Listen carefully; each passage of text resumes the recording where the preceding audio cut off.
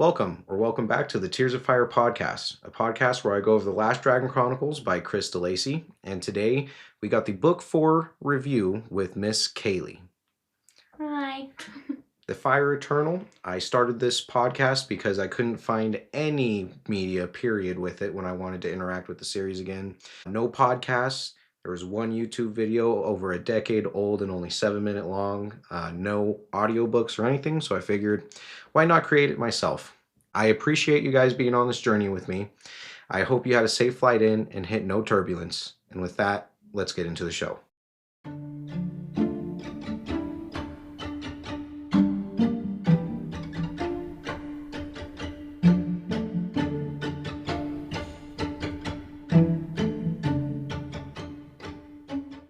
All right, Kaylee. This book for me felt, with any series that's multiple books long, each book is just a bridge to the next one.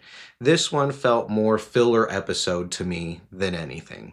How did this book overall, before we get into the major details, feel? I think I would disagree with filler, actually. Really? Because I felt like this was the first book where, didn't have a single moment, except for maybe a couple chapters that took place with the bears on the ice, where I was like, okay, next. I was kind of this whole book, I was like really excited to see what was going to happen next. I think I'm enjoying, weirdly, as much as I was upset about David's death in the last book, I'm very much enjoying being away from David in this book and just getting more of the other characters. That said, I still feel like I don't have enough of Liz. Yeah, and I feel like Liz got a little done dirty in this book too. I feel like the past 3 books Yes, really has she been... keeps having something happen to her now she's kind of out of commission. Yeah. Yeah, okay, so let's just get into it. We know that the beginning of this book picks up 5 years after the events in the Arctic in Icefire. We pick up with David having a daughter. I'm not even going to say David having a daughter because David is not present, period. But Xana having a daughter and being raised between Liz, Lucy, and now Arthur, who's living with them as well. They're in the Penny Kettle house, and it seems like there was no major events in that time frame other than Xana getting a little... I almost said convenience store, but it's not a convenience store. She has like a little trinket shop where she sells some potions, some of her own magics, and even some of Liz's dragons.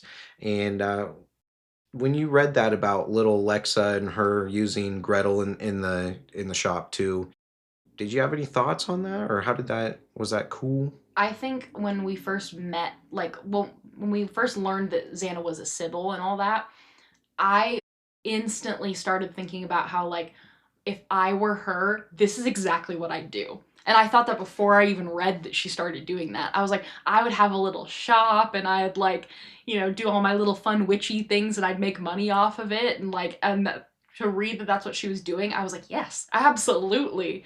I love that idea. And I love, because there's obviously, we all know in our world, there are people who run shops like that and do things like that, and they are absolute fakes. Right.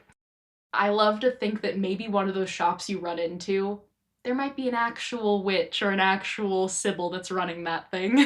I do want to bring up that earlier in these books, they would talk about magics, but with a C. And then in this last book, it definitely took a shift to magics with a K, and it's even written in the book that way. So I had pointed that out, that you were the first guest to mention anything of that sort. But it did take a shift to a more natural earth magic is what I'm going to say. Yeah. Even though I feel like the mentions of Gaia have gotten fewer and fewer, it's been more everything is connected and energies flow together. Yeah, I think that's the biggest shift you can see the author make, because it almost feels like he maybe didn't originally intend for this book to get so serious. I think he kind of originally intended it to be silly dragons and cute stuff, and then slowly it kind of evolved into something a lot more serious. And so to do that, you need to make the magic match the story.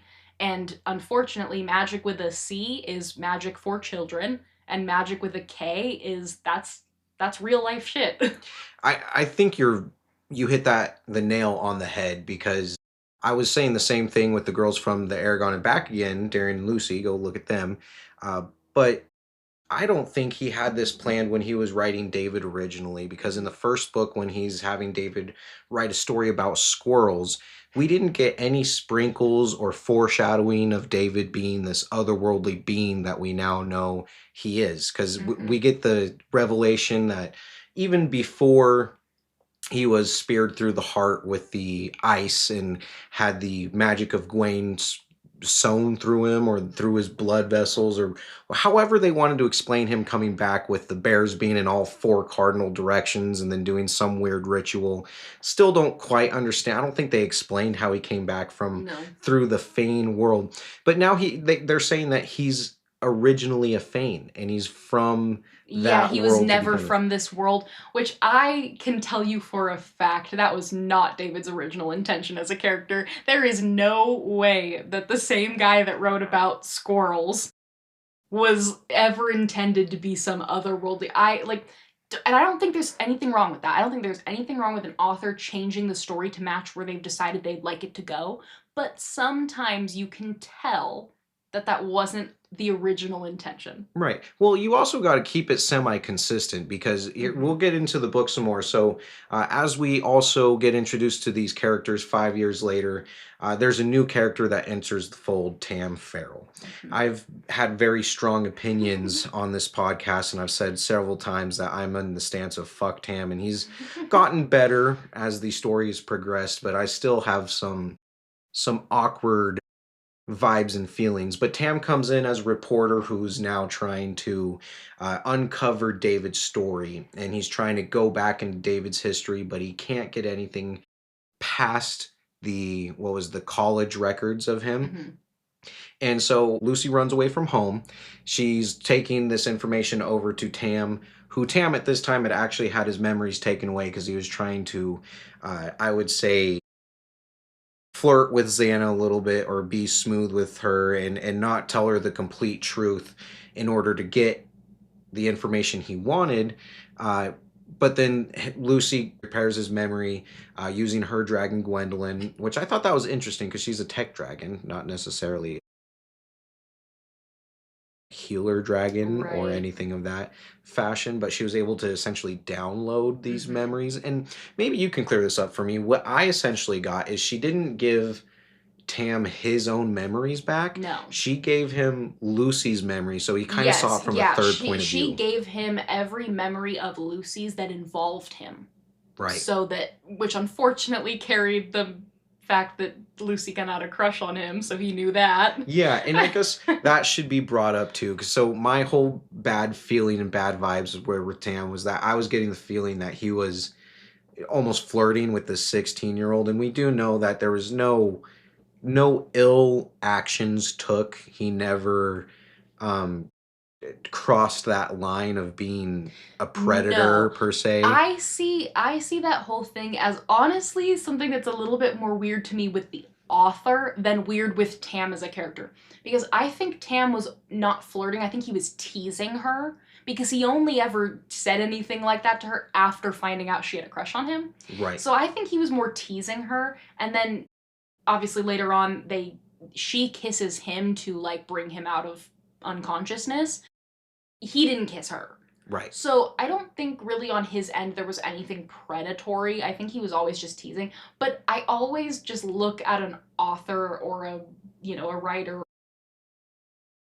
sideways when they have to have some kind of moment between an adult man and a teenage girl. Yeah. That is so prevalent in our world that it grosses me out always. This is the kid version of Stephen King, you know. Ugh, yeah. But so we get into Tam and Lucy going on this adventure to, I forget what the town was itself, but I think it was Blackburn Street or something of that Oh nature yeah, Blackburn. that David apparently had lived on. Hmm.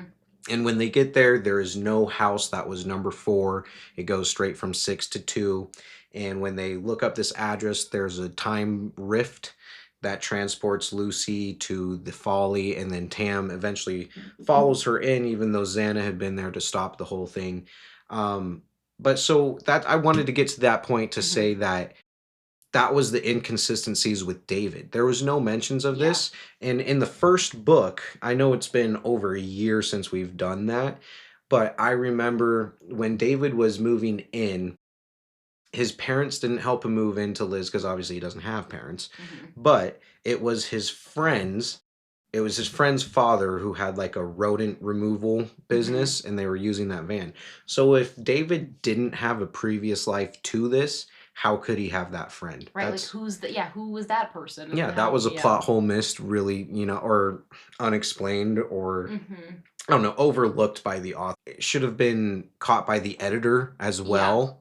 Like Yeah. you're supposed to have several points of contact in order to make sure that your stories are Hmm. making sense and connecting the dots. But that was one thing that always gets me. If David was supposed to be this otherworldly being the whole time, why Yeah. We did he should have have had another, like at least a few other hints earlier, so that 100%? when the reveal was made, we could have gone, you know what, and remember how in book one, book two, we would have had moments to call back to, and there really aren't any.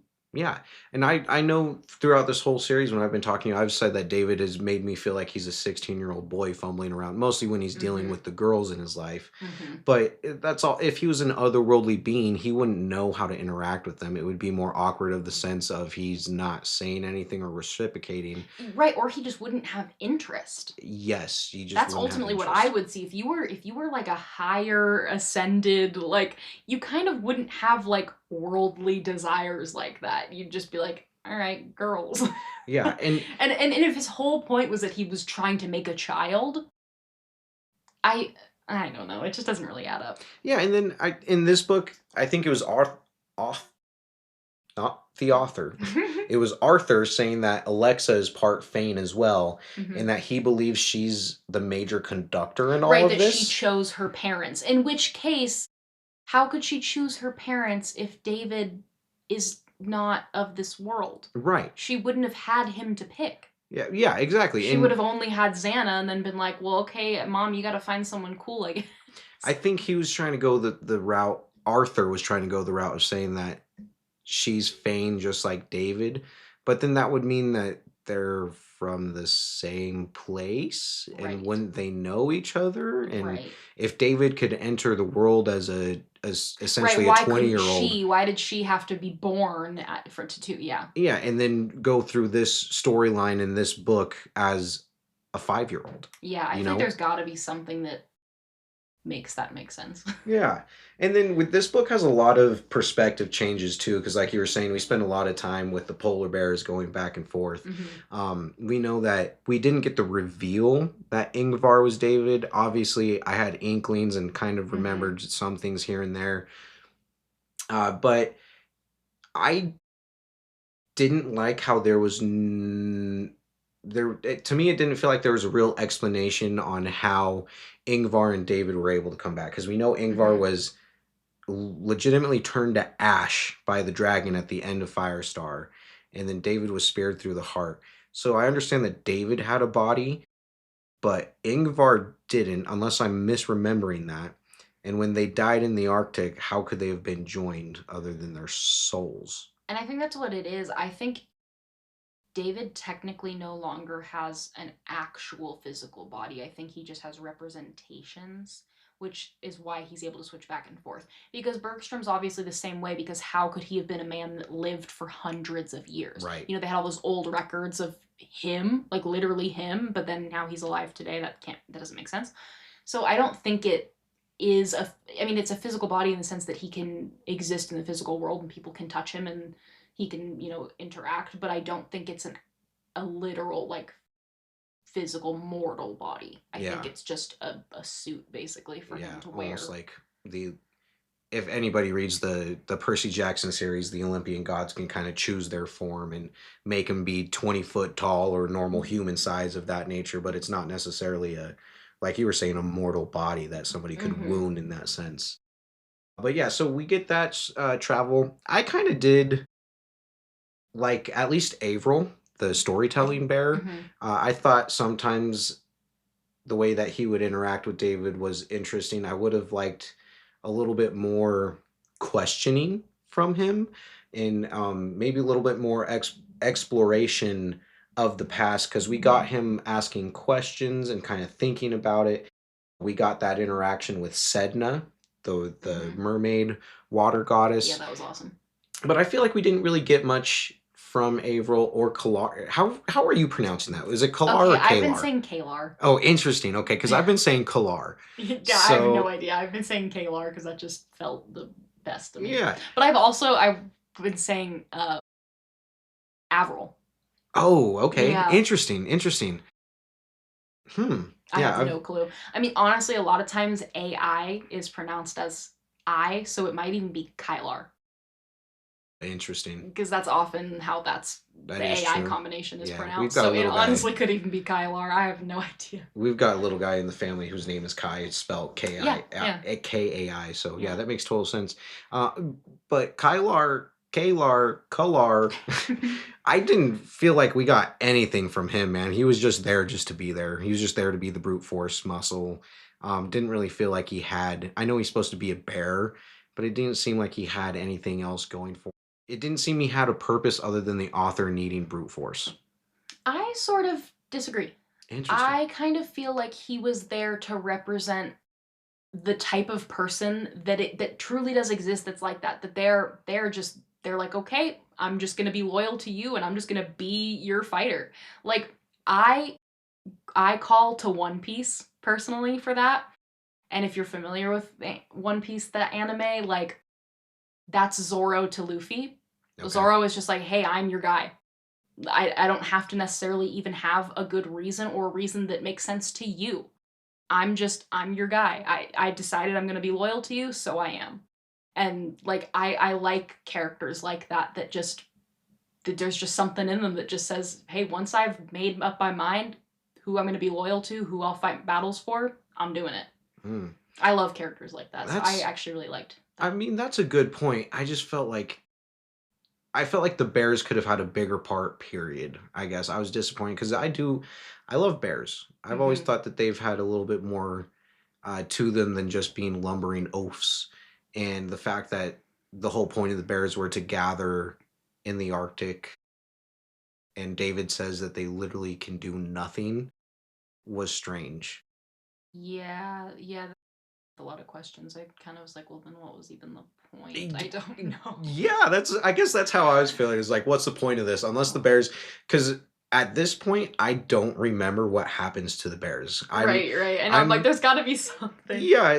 Podcasts are weird in the way that you can record them, guys, where you can go back in the past, but it's really the future. Like last week, I actually read and recorded with Mike Schubert to do the opening of Dark Fire. And so I'm technically 3 chapters in plus the prologue of Dark Fire. And we still don't get any answers on the Bears. Not to spoil anything, but and that's about what I remember going forward with the series as a whole. That I don't remember anything else that goes on with the Bears other than obviously David being around. But all right, let's continue. So Lucy gets transported back to Farlow Island, and we actually see a familiar face. I was pretty disappointed with this because we get Brother Bernard, Hmm. who quickly became one of my favorite characters in Firestar.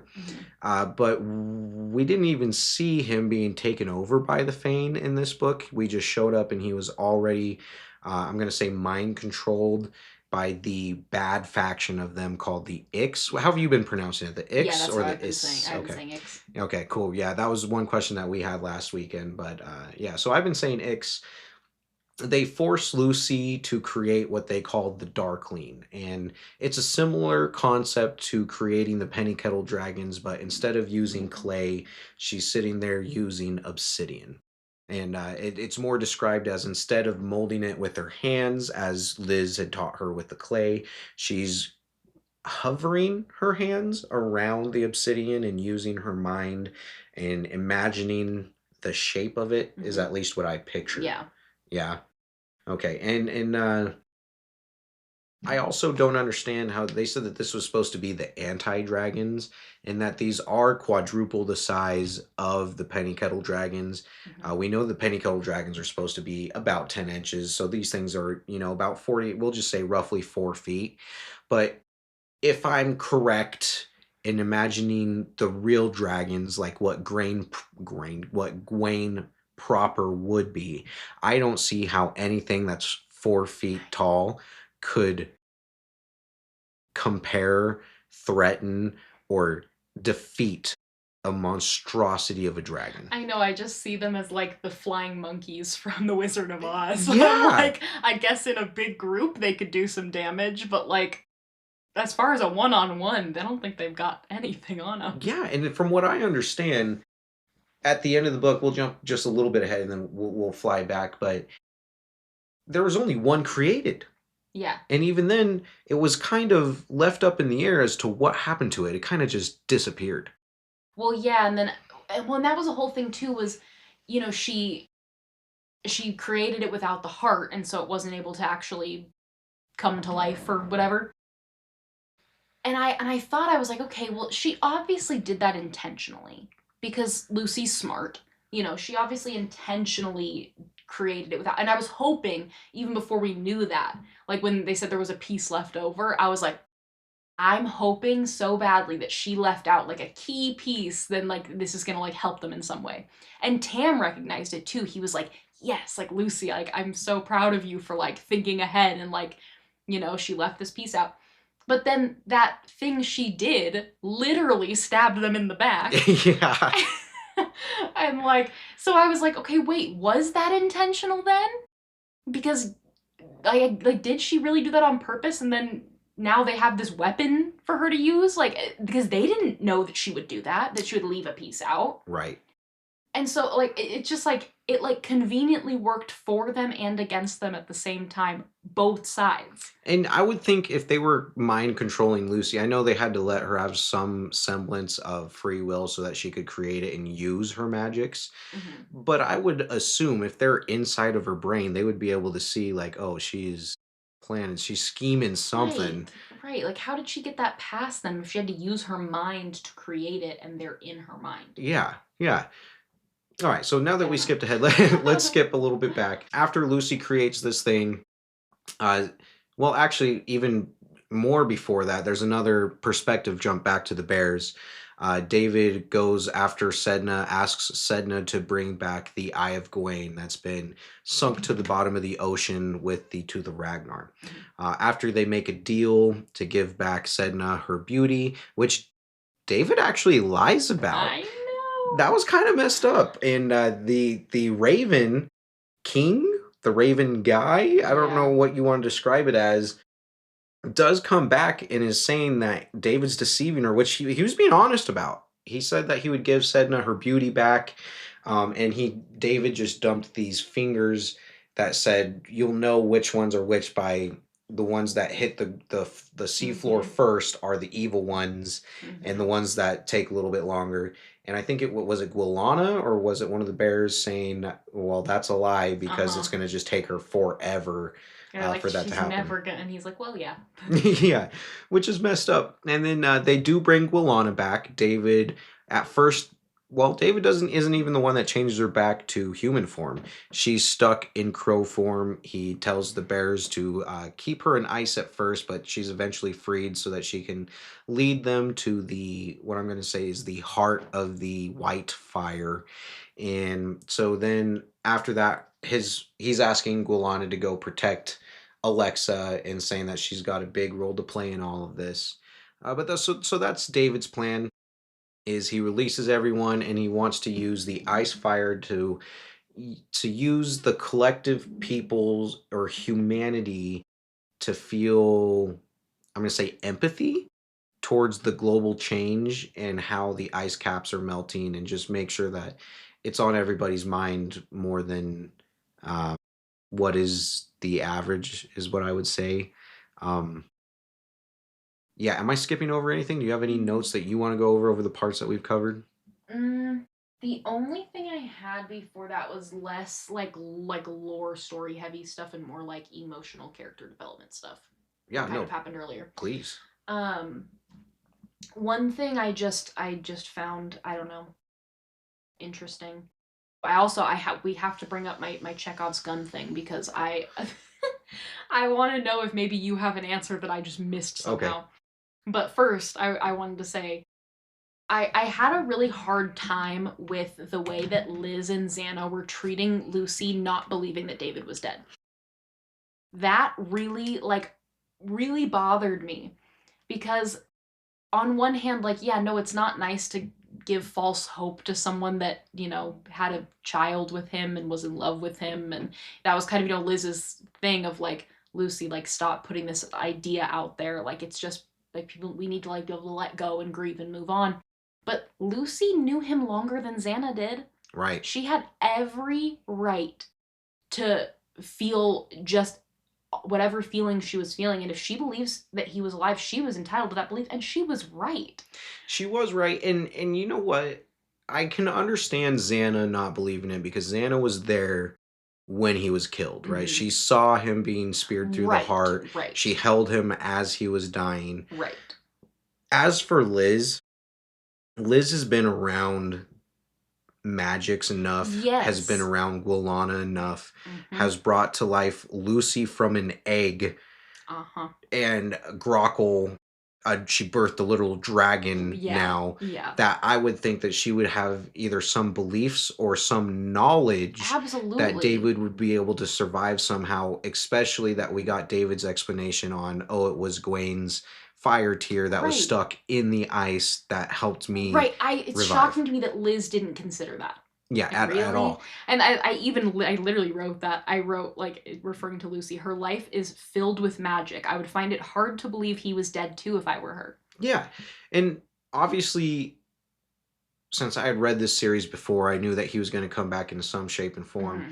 But even if I hadn't, I feel like knowing that there's 7 books in this series, Mm-hmm. you're not going to kill off your main Oh character yeah. in Oh that yeah. No, fashion. literally my notes are I also don't think he's dead. Well, maybe his body technically is, but I still stand by that he's going to be like Bergstrom or something like that. And my next note was LMAO, so I was right. Yeah, yeah, and then pretty early into that book, you're right. There is a scene with Bergstrom to where he's traveling down as Thorin, I believe, as the Hmm. bear, Yeah. and he's stopped by Ingvar slash David. And at the time, we didn't know it was David.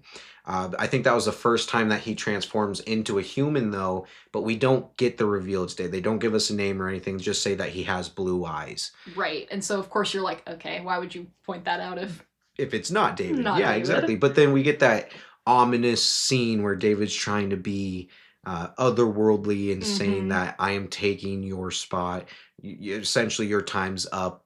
Cycle of life type stuff where he's now the leader. But I thought it was weird because Thorne's been doing this for centuries. Exactly. I'm like, where does David get the freaking gall? Like to be like, it's my time, man. Yeah, Like, and David, you are no one. even for Bergstrom's dragon groin to be Mm-hmm. kind of out of the blue, like he doesn't know what's Uh-huh. happening either, and then he doesn't. I didn't even get the feeling that he shifts loyalty over to David because he was stuck for 5 years with him as well. Mm-hmm. He was just in the Penny Kettle's house, living, Right. doing Yeah. God knows what. But yeah, so I thought that was weird. So David does come back. That was way earlier in the book, and then slowly we get the reveals that it's David. And I Mm-hmm. don't think I don't think we get the reveal that it's David until Guilana comes and sees his human form, Right. and she's like, "Oh my God, what are you doing?"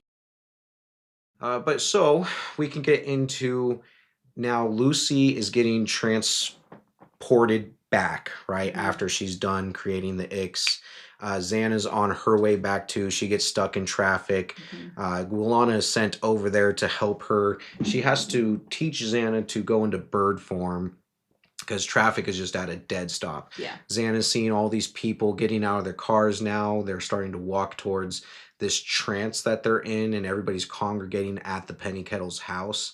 And it seems like there's hundreds of thousands of people if it's even on the highway because we get the description that the Penny Kettle's house is already being surrounded.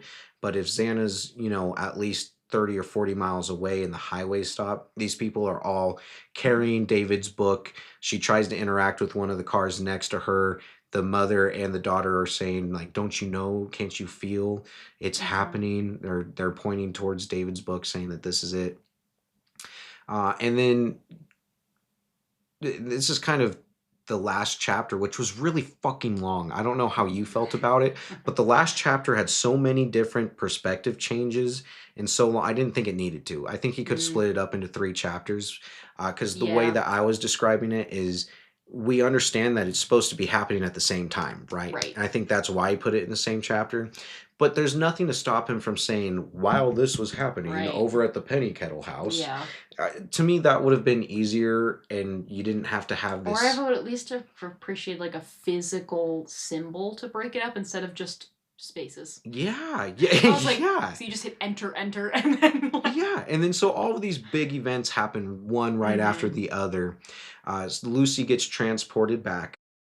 She mm-hmm, stabs her mom in the back because obviously she's being mind controlled by the Ix. mm-hmm, She stabs her with the obsidian knife that's holding within it the dark fire, and that mm-hmm. acts as poison. And Liz is just dying. Guilan is able to bring her back using Gwen's. I didn't understand if it was just his scale or the isosceles that they had found in Firestar. Yeah, That yeah, because Xana had that and she pretended she lost it, right. but Okay. she'd actually hidden it See, away. that's what I was wondering because I don't think we ever got what had happened to it in No, no, Firestar. we didn't know. We just supposedly she said she just didn't have it anymore, and obviously we knew that was some BS. Yeah, Because how do you lose that? something of that importance. But then that, oh, okay, we'll get to it. We'll get to it. But yeah, okay. So and then after Lucy stabs her mom in the back, she's Hmm. grabbing a hold of Alexa and saying things of your dad needs to be distracted, and once you're killed, he'll be in too much sorrow, so the Ix will be able to use David's connection to all of humanity to then bring what I thought of as like depression and sorrow to Yeah. humanity to create enough dark fire Hmm. for their darkling army, Yeah. essentially. That was something in general I don't know, I just didn't really like. Just because, again, I have some personal beef with religions and stuff, we know, but. But one thing I've always disliked is it's very common in several religions, Christianity, the one I'm the most familiar with, that humans are inherently evil and we need something to save us. And I sort of hate that this was just another thing that fed into it. Because if I'm understanding correctly, commingling with humans is what caused the rift of Fane versus Ix, like the good versus the bad, is because they commingled with humans, and then it's like humans are bad, and so commingling with them made them bad. Yeah. And that was like, to me, that was so genuinely disappointing because it's just like, gosh, no matter what you look at, everybody always wants to point to humans to be bad, and I truly in my core I believe that we are good inherently. Interesting. I have a slightly different belief. I don't think that we're good or bad inherently. I think we're more of a blank slate.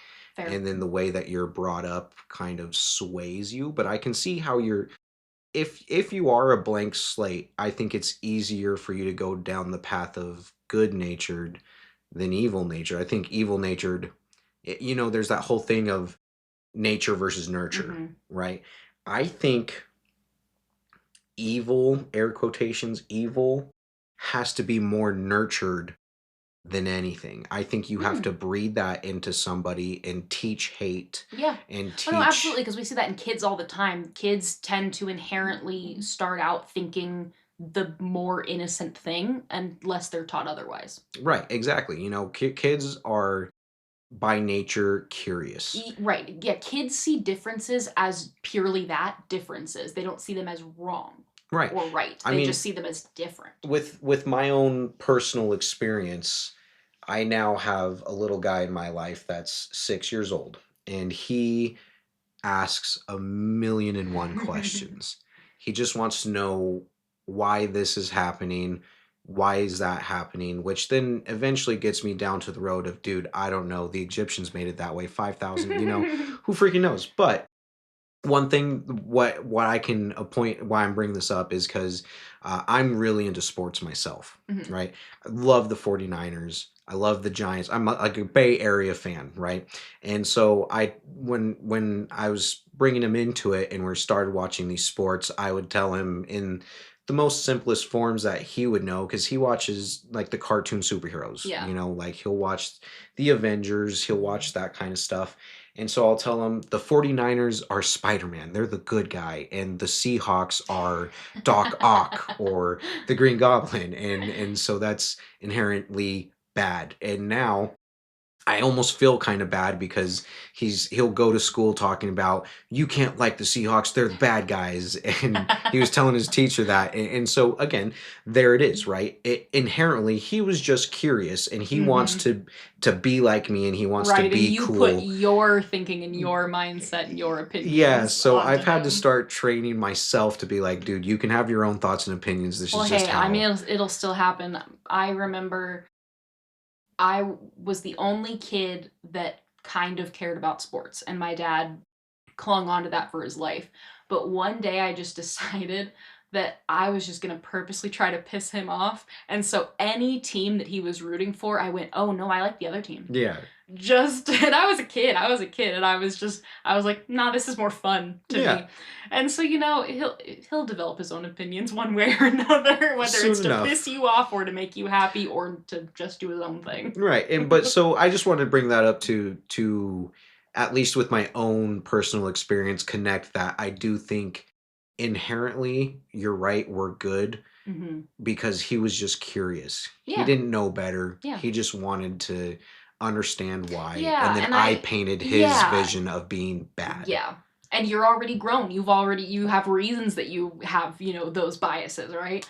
And yeah, I don't know, I was sort of disappointed to find out that yet again humans are the bad guys in the story. Whenever there's magic and otherworldly beings, whether they're like something I'm more recently getting into, like Jujutsu Kaisen, it's sorcerers versus regular humans, or it's superheroes versus regular humans, or it's magical people versus regular humans. The humans are always the bad ones. They're always the bad ones. And sure, it's usually because the perspective you're hearing the story from is from the other people. But why? Why is that always the case? Why can't why can't someone make a story where the magical people are like, and the humans have taught us so much or something? I Right, don't right. know. No, I I I just totally understand that. Get a little bit of humanity to make you feel yeah. better.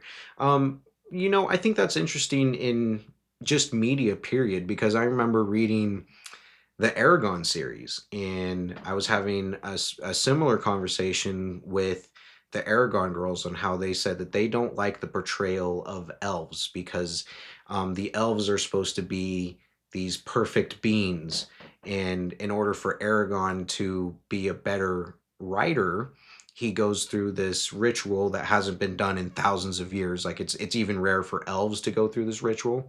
But when he does, when he changes, he transformed to become more elf-like and Mm, taking away his humanity than anything, and that's yeah. supposed to make him air quotations better. Yep. And so it does. It sucks. Like we even watched my girlfriend and her little guy, we watched Hoppers just this Hmm. last weekend, and it was the same thing. Obviously, like any Disney movie is going to portray the animals to be in the good light, but it was definitely humans are evil. They're building the bypass, the highway, and it's Yeah. destroying. So, Yeah. yeah, it does suck. And And unfortunately, we do prove that to be true a lot of times in society as a whole, that we trend towards bad.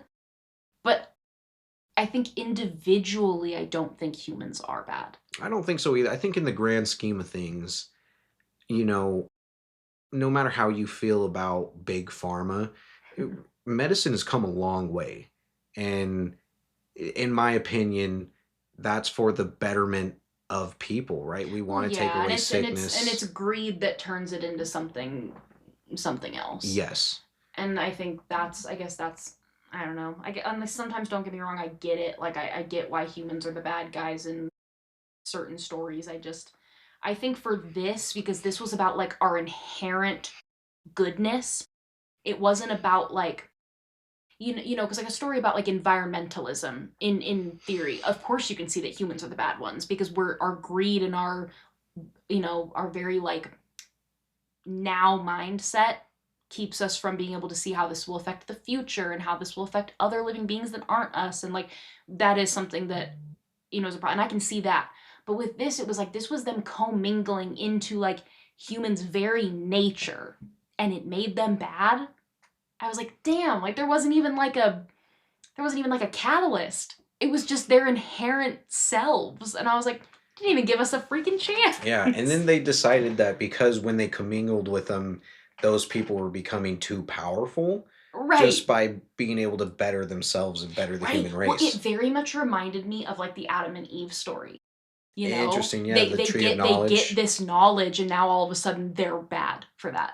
I never made that connection, but Like, you're 100% yeah, it's like, right. oh, because I've become powerful, now I'm wrong. Yeah. Like I'm Wow. more, and now I'm wrong. And David is almost a Jesus trope. A little You bit. know, he was Yeah. killed and reborn, and now Yeah. he's holier than thou and is supposed to Mm-hmm. be the leader, and he's going to save humanity. That's crazy. Yeah. Wow, Oh, this is weird. just a Jesus story, you guys. Oh no, not another one. Yeah. Okay, so at the same time that that is all happening, David is obviously opening up the white fire and connecting all of humanity. He does get quickly distracted when he hears Alexa call out to him, but that's shortly stopped because we know that Xana and Guilana come back, interrupt the process. They're able to kill the Ix that's controlling Lucy. I thought that was kind of a cool sequence go down. Mm-hmm. I liked the way that Gwendolyn was able to expand her mind to Mm-hmm. coax it out and then immediately switch back into her solid state. I So thought smart. I thought that was smart and I thought that was really good writing. There's not Mm-hmm. like as much as we want to bag on Chris, like there's a reason that these books did get published and there's Oh, 7 of them, right? absolutely. And so the fact that I don't think it was planned, to be fair. I don't think he knew. Oh man, I almost brought up a Pierce Hawthorne quote from Community, but I was said Streets Ahead. I don't think he was so far ahead of being like, oh, and then she can turn solid. I think he was looking for a way after she had coaxed it Mm-hmm. out, but he's like, oh, she can do this, and then Yeah. immediately was able to swap it back. But it was No, good. absolutely. I think the reason that it's easy to point out the flaws is because overall it's such a good story and it's so well done that when you notice something that you just don't really like or that doesn't click or that doesn't make sense, it stands out because the rest of it is so good. Yeah. So I think while sometimes it might sound like we're very critical, it's just because you notice those things when the overall story is really good. Yeah. And if you don't criticize the things you love, do you really love it? You Exactly. know? All right. But so, with that being said, we also cut to Tam, and Tam is left on the island by himself. And because of the Mark of Amara that Xana had given him, he's got a sort of protection where it says the Ix can only control about 9/10 of his brain.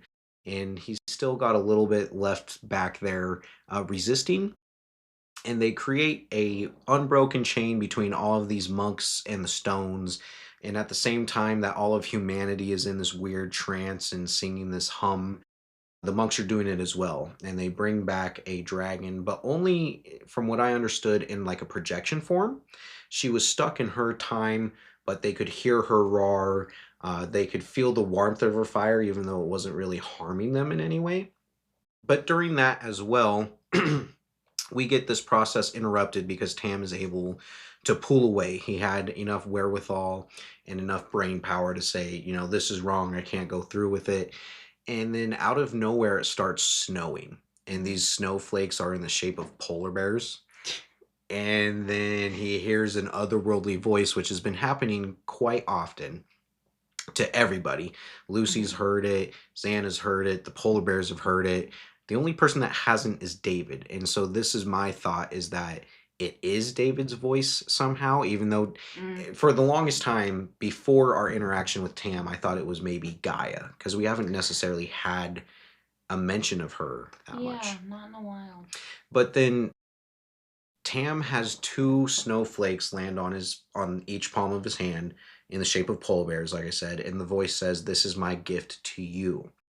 And so then that's why I thought it might have been David talking to him Mm-hmm. in some way, because we also got that David said we need to go, Mm-hmm. He transports away, and he's thinking about Farlow Island because he's thinking, "Oh, I overlooked that. How can I not do that?" He was angry with Yeah. himself. I had a theory partially about that because this ties into something I know that you're getting to, but Tam's eye color changing. Yes. Okay, because at first I was like, Tam's eyes going from blue to brown has zero significance to us. Like, obviously, we know, like, the polar bear's eyes being blue. That's very significant to us because of David's blue eyes, right? But someone's eyes going from blue to brown has no significance to us. At least, not that I can recall. Yeah, no. So my theory on that, what was your Well, theory? so I originally also thought about the voice being David, but when it came to Tam and him, like, it was like one of the last things we see is this is my gift to you, right? With Tam. Then the next time we see him is when he's talking to Xana, and she goes, "Were his eyes? What color were his eyes?" And they're like brown, and she's like, "Yeah, that's what I thought when I first met him. They were blue."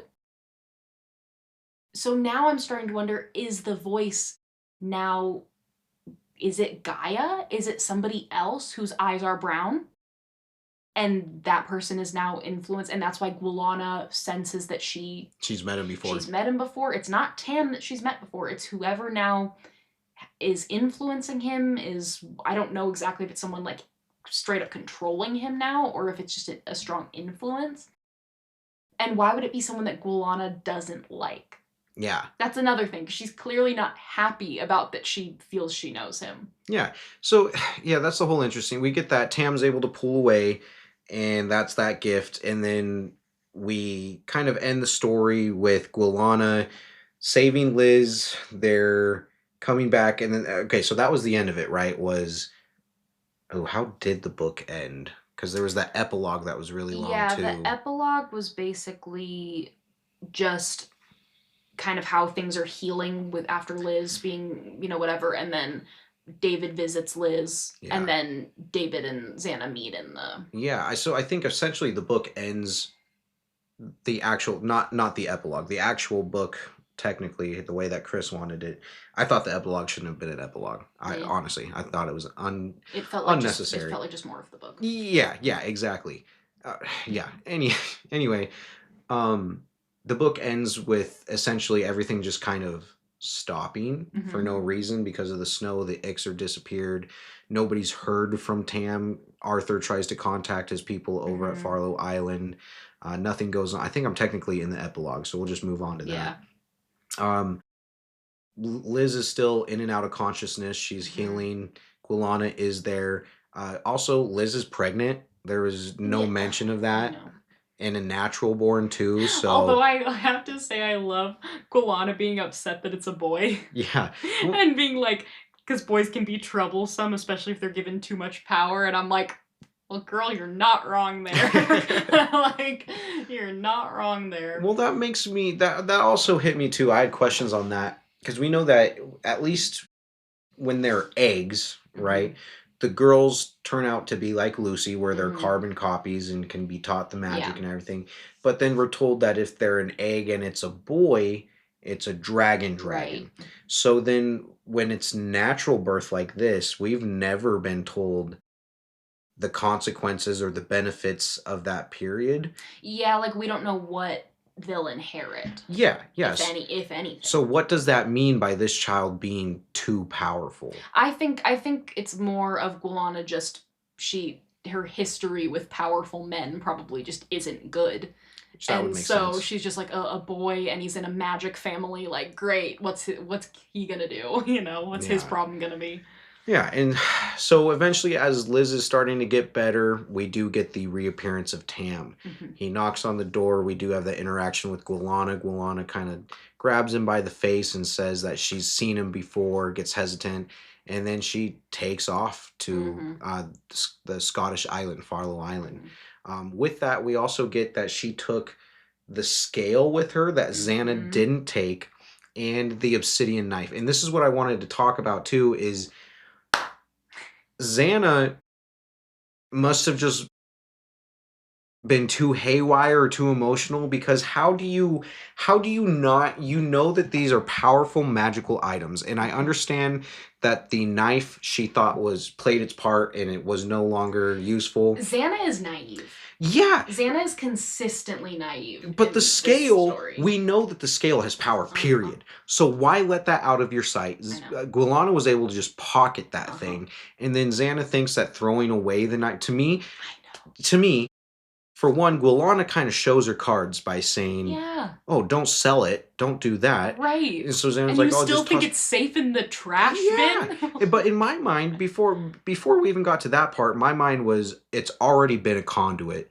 Mhm. It's got the ability to be a conduit again. Mhm. Why let that slip into Right. somebody else's hands? Right. And And Guilana of all people, like I get that she was kind of good in this book, but like we know that's not her like nature. We know that she's always got her own interests at heart. And if they don't align with you, then you better hope you're not helping her. yeah, yeah.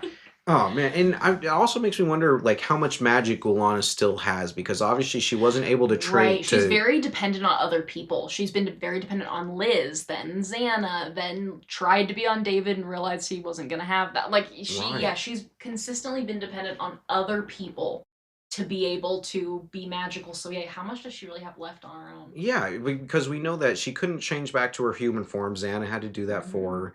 She's not able to use her transportation powers Hmm. anymore.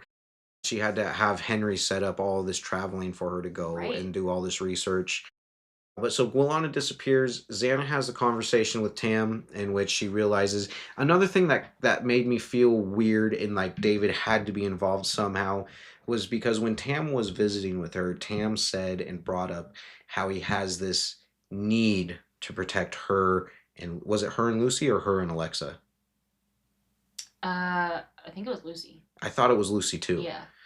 Like if it was David, maybe it would have been Alexa, but I don't think David's interacted with Alexa to Yeah, know. no, it's not. Yeah, this is not. This influence on Tam is not David. You don't think I so? really don't think so. Okay. I was still, like I said, I wasn't positive on it. I I really just. don't think so because I think Guilana would have called that for what it was. I think she would have said like that lodger's in like on you. He's got his paws on you. I think she would have said something more like that. I That's think she would fair. have known. I don't think it would have been this like I know you and I don't like that I know you, but I can't place it Right. because David would have been obvious. She also says that Tam smells of bear. Mm-hmm. And so my question was, do we now have two shamans? Is there Mm-hmm. David and And someone Tam? else, No, I yeah. thought it was Tam because Oh, you Tam's think Tam is a because shaman he's straight up? because well, I mean, just given that power, like obviously he wasn't Well, right, trained but in who any did of that that. come from? Right, Who is that? exactly. That whoever the otherworldly voice was, but I think Day or Tam now has the ability to transform into a bear as well. I don't remember this. I Mm. didn't remember Tam at all. When he showed up in the beginning of this book, I You're like, straight oh up was like, yeah. fuck Tam, dude. No, I still didn't even remember him. And so I thought it was interesting because obviously he's going to have a big part to play Hmm. in the rest of the series, or at Yeah. least he better. Because if he's, I guess that's one thing we need to talk about too, how we were talking about. I feel like Liz has been kind of shafted this whole time. I have so much to say about that. Yeah. Okay. So book two, she's put into a Hmm. coma to Uh-huh. so that Gulana can raise this kid. Hmm. Book three, Lucy is kidnapped and Liz is left at home to do absolutely nothing but Hmm. worry. And then book four, she again, Lucy runs away. She's not in this book, and then she's killed and doesn't have any Yeah. effect on the story No. whatsoever. And it oh my gosh, it drove me crazy. There was a part where I mean, first of all, and I already mentioned my issue with her not like even indulging Lucy and believing that David was still alive. That just seems that doesn't make sense for Liz to me. And then later, Arthur's trying to tell her like his theories about Alexa and like things that he thinks like might be going on that are bigger than them and that she's not just a normal little girl. And like Liz won't hear him out, which I think is crazy. Like I get that she's in denial and she probably just really wants things to be peaceful and normal and fine, and that's fair. But she is a magical person and yet she wants to deny these other things that someone else is bringing up and be like, no, that couldn't be. Like, girl, you know that that stuff happens. And Liz, And she hasn't had any like super significant power moments or moments of her being the hero. She's literally a daughter of a dragon princess. and all like the most significant thing she does is makes the clay dragons that can do magic, but Right. she doesn't do anything herself. That just doesn't that just seems so unfair to me. Yeah, and especially since they gave Lucy such the critical part of creating the Darkling. Right. Like, I think it might have had a little bit more impact if it was Liz, honestly. Mhm. You know, Yeah. yeah, maybe take them over to Wayward Crescent number Right. 42 and then, force her to do that. And Mhm. then, that's tough. That's some tough stuff. But yeah, I didn't like the way that Liz has just been shafted and been sent to be just essentially the home taker Well, or the and home care. also like Liz was the most interesting character in the first book. Like she was so interesting. Like she had her secrets, and when her eyes would turn the colors, and you were like, "Wait, what's going on?" She was the most interesting person Yeah, and in the first book. I still think she's got to be powerful because She has to be, but like, why are we not getting to see see it, it? yeah, because she holds her own with Xana and with Lucy. She's the one that's teaching Lucy. So if Lucy is this Right. powerful, we Right. know And in that. this whole book, she's been giving in to Xana's like giving up and her like naivety. Liz has been like supporting that instead of like challenging Xana and like which is what she should be doing. She should be saying like, "Hey, maybe let's stop like pretending like none of this exists and let's lean into it and let's." And instead she's just letting Xana be like, "You know what? Who cares if I'm powerful? Who cares if my daughter might be powerful?" And like not exploring any of that or like that's what she should be doing. Right, and I do think that a lot of this plot line was because of that, was because nobody wanted to believe that David was here. But if Liz had given in just a little bit and like let Lucy explore that and even assisted her Mhm. with the ability of the dragons, I feel like they could have expedited this process and Yeah, found David. absolutely. And I get that there was some like upset with David being here but not coming to see them yet, like some like being upset that like if he was here why wouldn't he be here. Right. But again, that I just feel like that just plays into this like why do they keep thinking they're normal people? Like they just keep having these moments where it's like do you guys realize you're magical? Do you just keep forgetting this and then you just have these like normal thoughts that like a normal family would have if they're, the father of their child was a deadbeat dad and he's Yeah. like, but he's not a normal guy. No, he's not, but I was feeling a certain way for that too. Like if you especially the way that he reappeared to Liz and then told Liz, "Hey, will you ask Xana to meet me down at the gardens?" Dude, you were in the house, bro. Yeah, I think that was just honestly David just being dramatic and just wanting them to have, Ah, like a more I don't know, fitting reunion, yeah. which like it was cute, it was beautiful, but like yeah, I just feel like they just keep having reactions that would make sense if they were all normal people, but they're not, and it's like they keep forgetting that. Yeah, 100%. But so we'll get to the end of the book here where obviously, like I said, Liz tells Xana to take Alexa, go down to the Mhm. garden. She doesn't say what for, she just says that she needs to. They finally see David. Alexa yells "Daddy," runs into her arm, or runs into his arms. Xana's kind of struck and doesn't know what to do, so she kind of falls and she's having her feelings, which is very understandable. I feel like I Mhm. would have been angry and Oh screaming, yeah. but she has her own feelings. And then David, I didn't understand if they saw because he said it's a sort of angel. Alexa asks, "What is that, Daddy?" And he says it's a sort of angel. So was he appearing as an angel with the northern lights behind him, or was there a dragon in the sky? Because he I says that think dragons have yeah, I think returned. there's something else. I don't think it was his appearance because that kind of the wording of that would have been weird. Yeah, yeah. I just thought it was interesting because we didn't get any confirmation that dragons have returned at all. We just got that the Arctic is shrouded in this mist. Nobody can see in or Mhm. what's going on. But that's what David says is that Yeah. dragons have returned. Yeah. But that's pretty much all that I have. Kaylee, did you have any points that we Okay. missed or you want to talk My about? Chekhov's gun thing. Yes. Okay, and just to preface for those who are not familiar with Chekhov's gun, it's basically the principle that like if in the first act a loaded gun is introduced by the third act, it has to go off, right? I noticed a Chekhov's gun very early on, which was that Xana had this uncomfortable feeling with how like fascinated Bonington was with the TV, Mm, particularly like a news broadcast that was on. I was so confused as to, like, in my head, I'm like, well, maybe that was because, like, there's a Fane in him, obviously, and the Fane are maybe very interested in our world and, like, wanting to, like, learn more. And so I thought, but they made such a point to talk about how unnerved she was by, like, how, like, interested Bonington was in the TV. And, like, so I was like, okay, that's gonna be a thing. Like, that's gonna, like, I made a point to write it down because I Right. was like, ooh, this is gonna come up later, and, like, we're gonna find out why.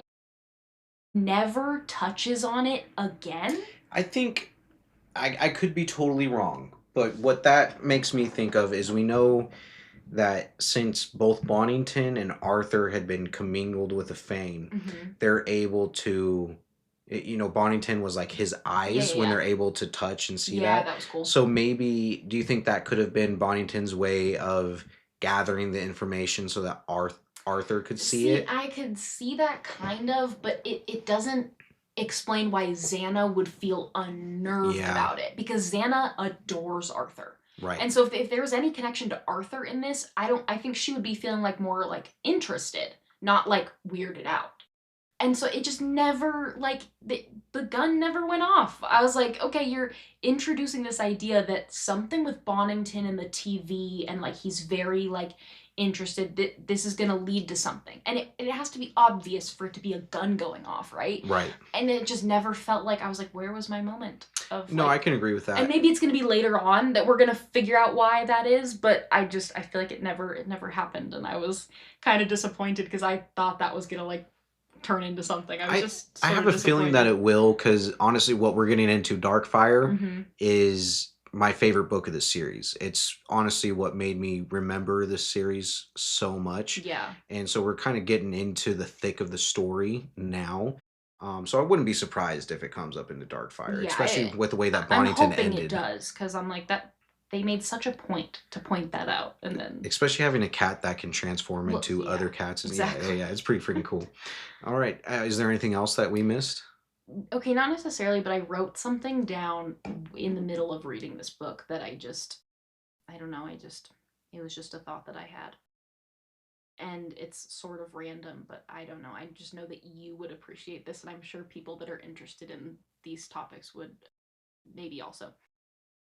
I always think of things like this, like the physics of existence and what little we know and think. A lot of Arthur's, character is about, physics and, like, sort of how things can exist the way that they do.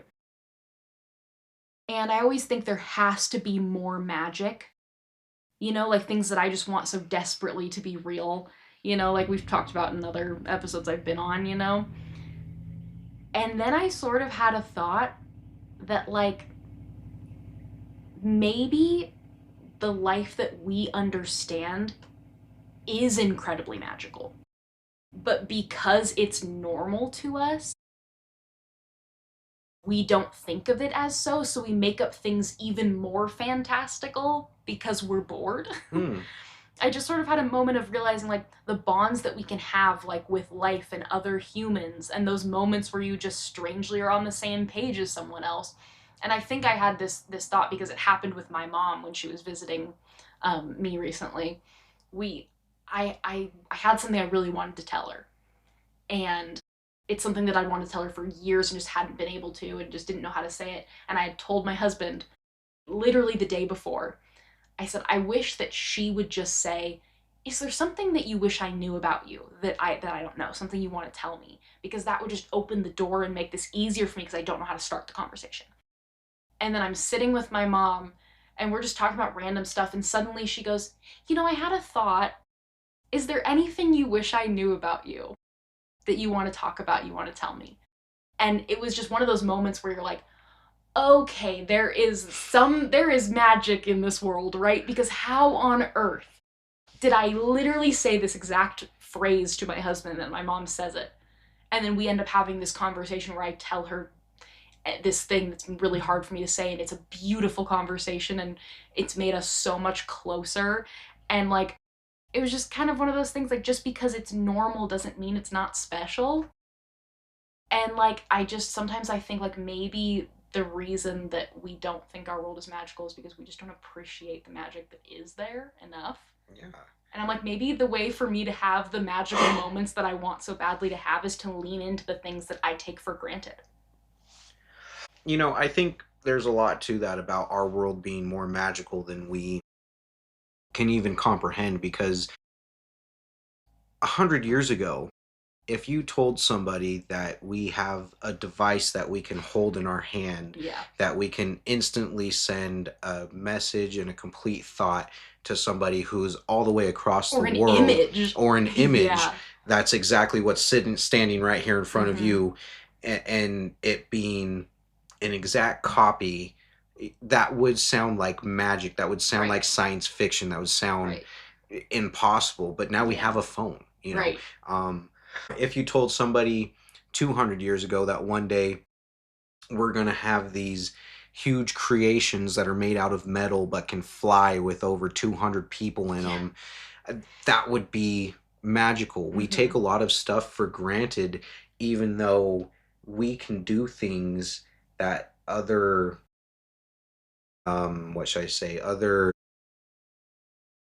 beings of life can't. Like, we're humans, so innately we cannot fly, right? Right. A tiger cannot fly, but we were able to create planes, Right. right? A tiger can't do that. In Mm-hmm. a way, to me, and I know that's our brains, right? And we're able to do mathematical equations and figure those things out. But is that not magic in itself? How did we? Yeah.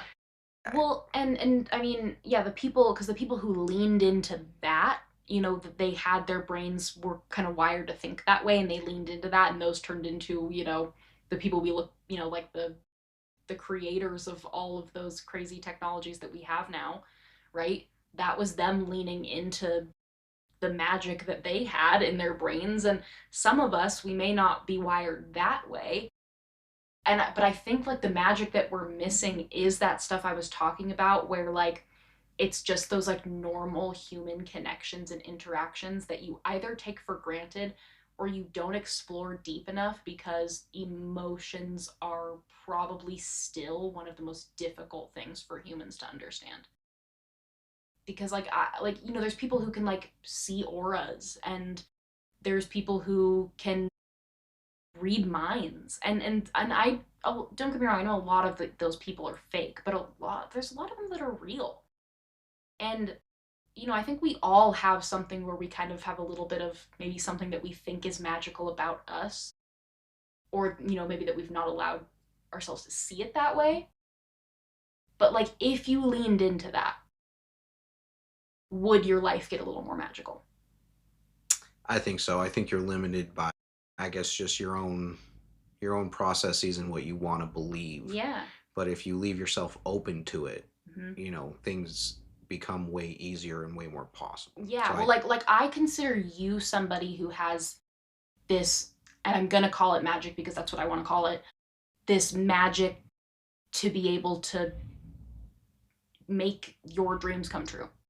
I've always seen you as someone that when you want something, it just happens for you. And it's not for lack of hard work.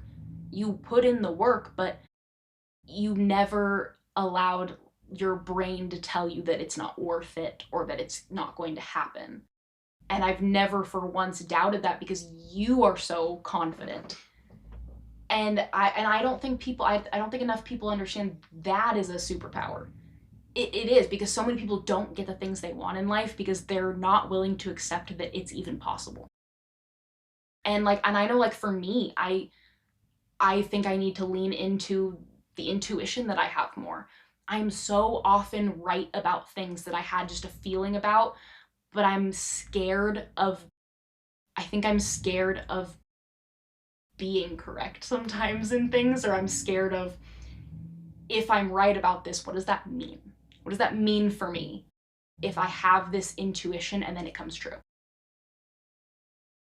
And I just think like so many people have something like that, that if you just allowed yourself to lean into that and to grow that, that you would find that you do have a magical ability or some sort of superpower. I agree with that because everybody has different strengths, and Mm-hmm. if you lean into that strength and find where that's coming from, Mm-hmm. you would be able to expand your abilities tenfold. Mhm. 100%.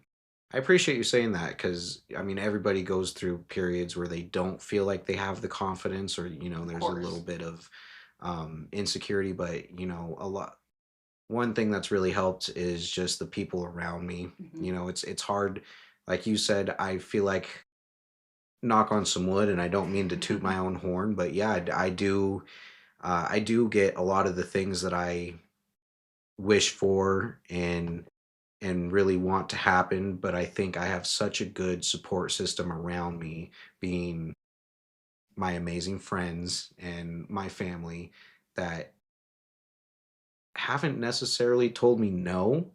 But I also do think that's a lot to what I put out there, and knowing Yeah. that I can. Well, yeah, and again, it's not for lack of hard work. You don't just say I want this to happen and then sit and wait for it to happen. You say I want this to happen and then you do the things required for it to happen. But again, there are people that maybe do that too and it still doesn't happen for them, and and I do think sometimes it truly is because they don't really believe it. Right. And I think the power to genuinely believe it is, I think that's a power. I do, because not everybody can do that. And I know that, like, for me, like, had it not been for you, there's a lot of things that I would have told myself is a silly thing to think that I could do. Okay, I'm getting emotional too. I know. I can always edit stuff out, so don't even worry. Okay. Yeah, so what I'll do is I'll take a page out of the girls from Aragon and Back Again, and when they start out their episodes, they talk about a spark of inspiration and just stuff Mm, that helps them continue and go on. And I know what you're saying. I really appreciate that. I feel like I might be motivating you, mhm. um, but seeing the stuff that you've been going through the whole time that I've known you. I'm not going to air out your fucking dirty laundry or anything, but um, there have been some health things. There have Mhm. been uh, some confidence things here and there, but you've been able to power through and grown so much, and seeing that you can do it made me even more confident that I could. Like, I know I technically feel like we started at the same time when you started streaming and writing and Yeah. everything. But seeing that we were going through it at the same time, and it's not exactly the same thing, but it's in the same realm, Yeah. I'm gonna call it. It made me feel some camaraderie, Mhm. and like I wasn't in this alone, Yeah. and Yeah. to have somebody by my side that's been 100% supportive, I wouldn't have been able to do it without you. Yeah. So thank you so much for your kind words, Of and course. it can never be taken away that what you do has been my spark of inspiration. Thank All right, before we start crying, do Too you late. do you have anything else about the book that you want to be said, or is it predictions time? I think it's predictions time. Predictions time. Okay.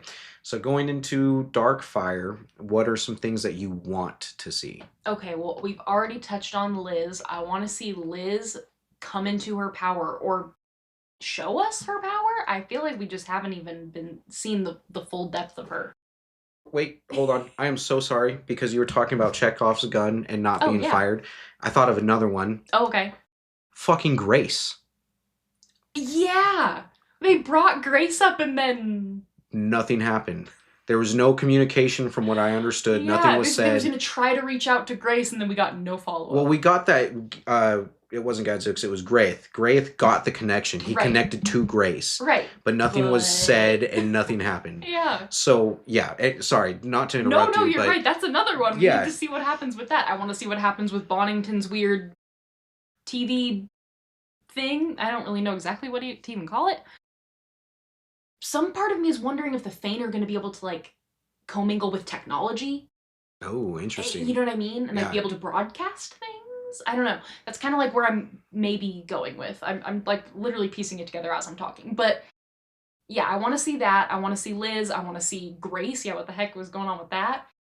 And then I also would really like to see some growth from Xana because I just feel like in 5 years she regressed because she was so aggressive and like strong. And then in this book, she is so naive and like, not that emotional is a problem, but emotional to the point of like she can't get past her sadness to do things.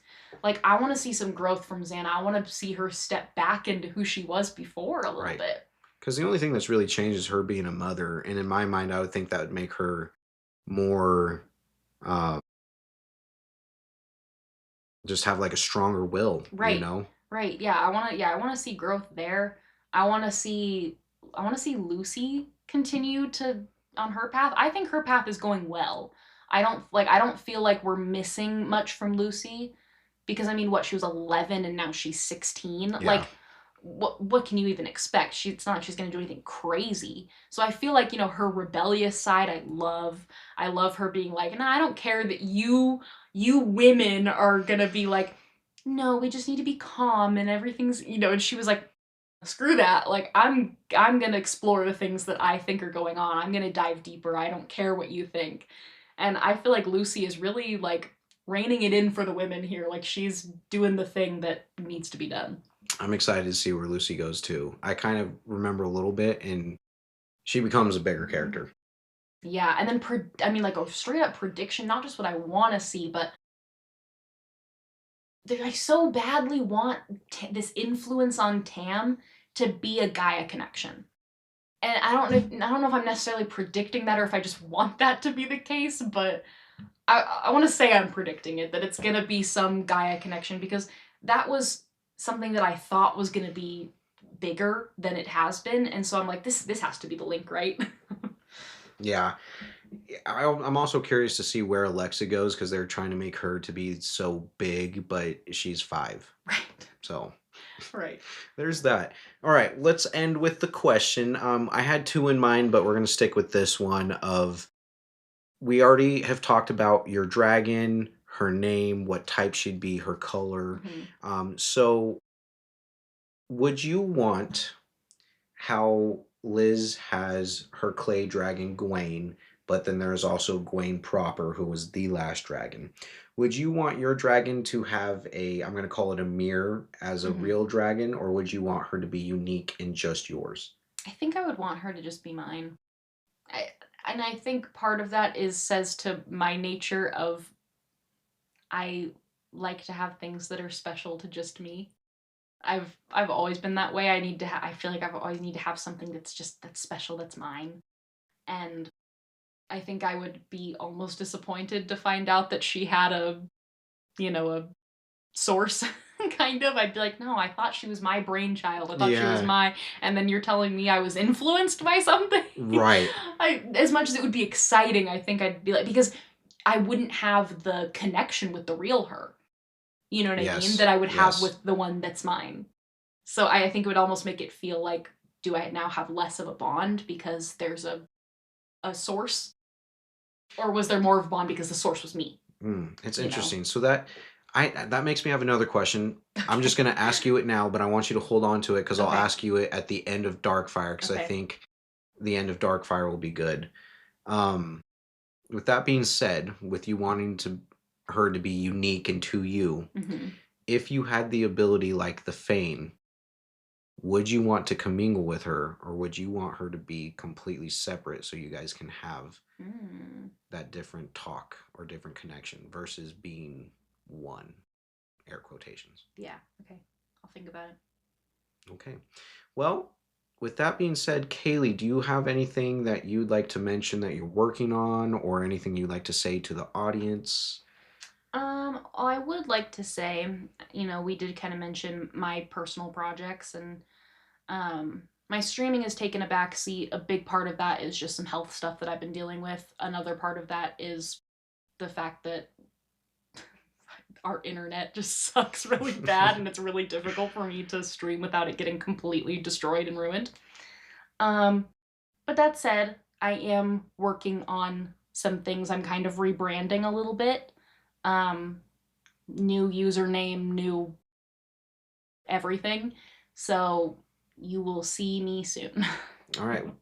Well, if she would like, I will link those all down in the description so you can take a look at what's going on, or maybe even look at the backlog that she still has out there. So thank you guys so much. Again, meet me back here next week to open up Darkfire with Mike Schubert from TNO. But with that being said, again, thank you for joining. Have a safe flight out and hit no turbulence.